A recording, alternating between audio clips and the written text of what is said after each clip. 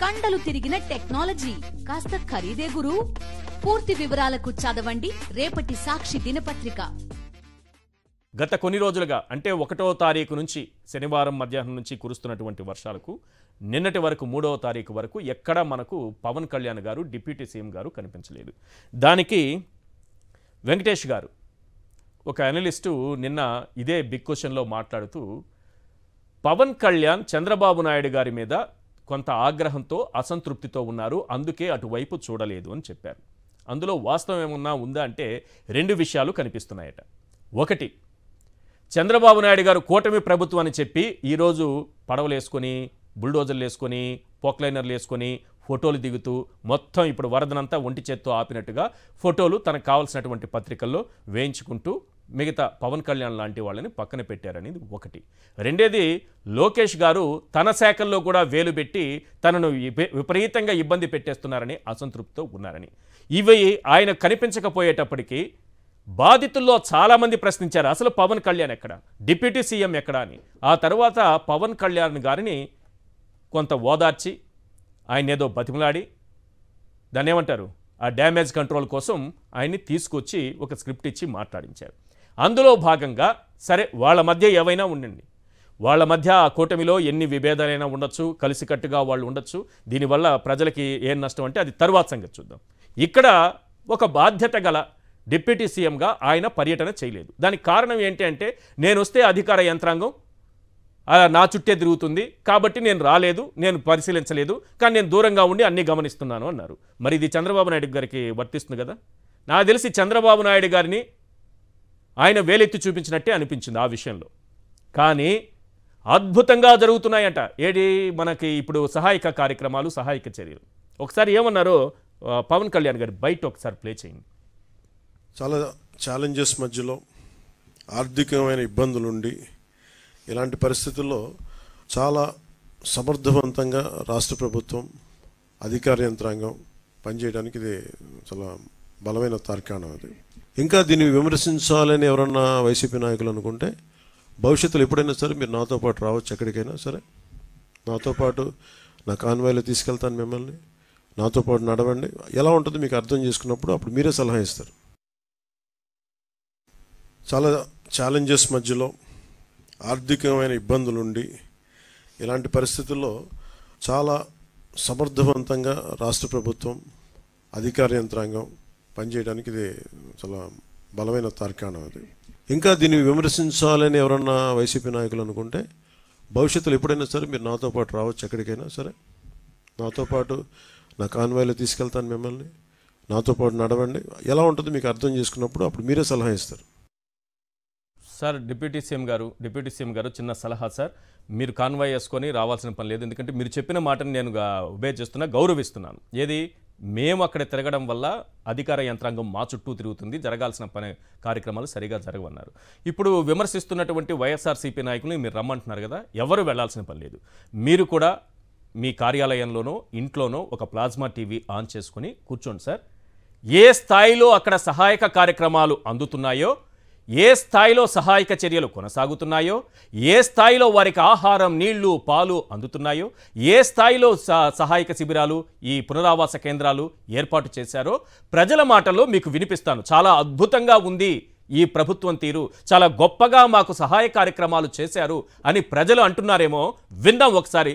మీరు కూడా ప్రశాంతంగా వినండి, ఇక్కడికి రావాల్సిన పని లేదు, ఏ వైఎస్ఆర్సీపీ నాయకులు మీతో పాటు వచ్చి చూడాల్సిన పని లేదు. ఒక్కసారి ప్రజలేమంటున్నారనేది విందాం సార్. ప్లీజ్ ప్లే చేయండి.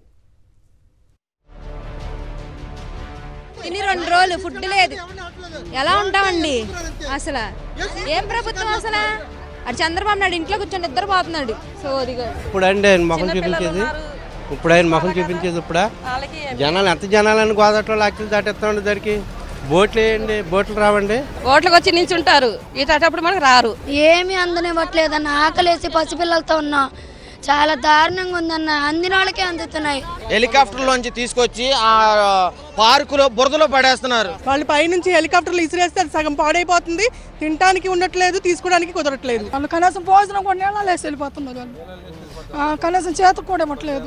ఆదివారం ఉదయం పూట లేదా శనివారం నైట్ ఇలా వరద వస్తుందని ఇన్ఫర్మేషను లేకపోతే ప్రజలకి పాస్ చేశారా?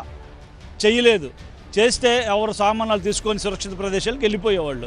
3 రోజుల నుంచి కూడి నేను లేకుండా ఉన్నా, ఇప్పుడు బయటకు వచ్చా నీళ్ళు తగ్గినాక. ఆడొచ్చి అక్కడ ఇవ్వాల్సింది పోయి మేము వస్తామేంటి ఇక్కడ దాకా? దేనికి రావాలి మేము? వాడిని గెలిపించింది దేనికి? మళ్ళీ మా ఆయన చంద్రబాబు నాయుడుకి వేయాలి ఓటు. దేనికి ఇది? ఈ తిప్పల్లో ఎవరు ఉంటారు, ఎవరు వస్తావు కూడా తెలియట్లా. పొజిషన్ అలా ఉంది మాది. దేనికి ఈ ఆడుంది? దేనికి అసలు ఫలితం ఏంటి? ఆ నా కొడుకు చెప్పు తీసుకుని కొట్టాలి ఫస్ట్. ఆ నా కొడుకుంది వేస్ట్ ఫస్ట్.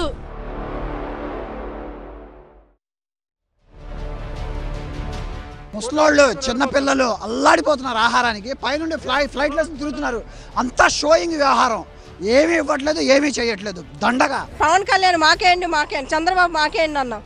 అందరం మేము కూడా ఉద్యోగస్తులమే, గెలిపించాం, అన్నీ చేసాం. ఇంత వరద వస్తుంది, హెలికాప్టర్లో తిరిగితే ప్రయోజనం ఏముంది? ఫుడ్ పైనుంచి పడేస్తున్నారు అన్న, ఆ బురదలో పడేస్తున్నారు. బురదలో పడితే ఎలా తీసుకుంటారన్న? హెలికాప్టర్ నుంచి పాడేస్తున్నారు. ఉంటే మాత్రం సూపర్ అన్న, అసలు వచ్చి చేసేవాడు. కానీ ఇక్కడ అసలు ఏం లేదు. పాల తొక్కిసలాట్లో ఒక మనిషి ప్రాణం పోయింది. ఒక పాల తొక్కిసలాట్లో పిల్లలు ఎక్కించుకోమండి, పిల్లలు ఎక్కించుకోవట్లేదు. పిల్లలు ఉంటారండి, పిల్లలు 3 రోజులు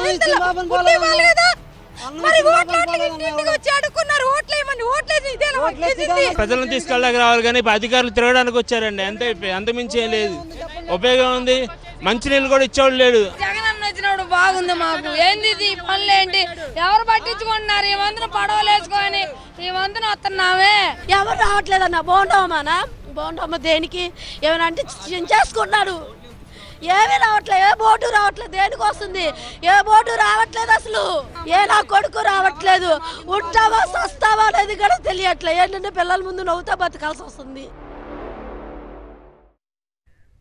సార్, పవన్ కళ్యాణ్ గారు అలాగే రాష్ట్ర ప్రజలకు కూడా ఇక్కడ ముఖ్యమంత్రిని వాళ్ళు దూషిస్తే అదేదో చూపించి ఆనందం పొందే ప్రక్రియ కాదు సార్. వారి ఆవేదన వినిపించేటటువంటి ప్రయత్నం మాత్రమే మేము చేసాం. వారి ఆవేదన వినిపించే ప్రయత్నం, ఇది అక్కడ జరుగుతున్నటువంటి సహాయ కార్యక్రమాలు. తర్వాత పవన్ కళ్యాణ్ గారికి, సార్ పవన్ కళ్యాణ్ గారు అంటే చాలామంది ఇక్కడ మన సాక్షి టీవీలో మాట్లాడుతూ, అంటే అక్కడ ప్రేక్షకులు అక్కడ ఉన్నటువంటి బాధితులు చాలామంది సాక్షి విలేకరులతో మాట్లాడుతున్నటువంటి సందర్భంలో మేము పవన్ కళ్యాణ్ చూసి ఓటేసాము అని అన్నారు, అందుకే మీరు రావాలని కోరారు. సార్, ఈరోజు దాదాపు 4 లక్షల మంది, ప్రభుత్వం లెక్క ప్రకారం 2,76,000 మంది ఈ వరద ముంపును గురైతే ఇప్పటి వరకు 14,160 మందిని తరలించారంట సార్. 14,160 మంది, దాదాపు 4 లక్షల మంది బురదలో కూరుకుపోతే ప్రభుత్వం ఇచ్చిన లెక్క చెప్తున్నాను సార్.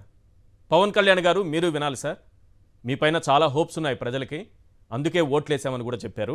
రాష్ట్ర ప్రజలందరూ చాలా జాగ్రత్తగా వినాలి.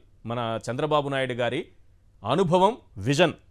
4 లక్షల మంది ఈరోజు బురదలో కూరుకుపోతే 14,160 మందిని సురక్షిత ప్రాంతాలకు తరలించామని ప్రభుత్వం రిపోర్ట్ రిలీజ్ చేసింది. ఇది మన దౌర్భాగ్యం.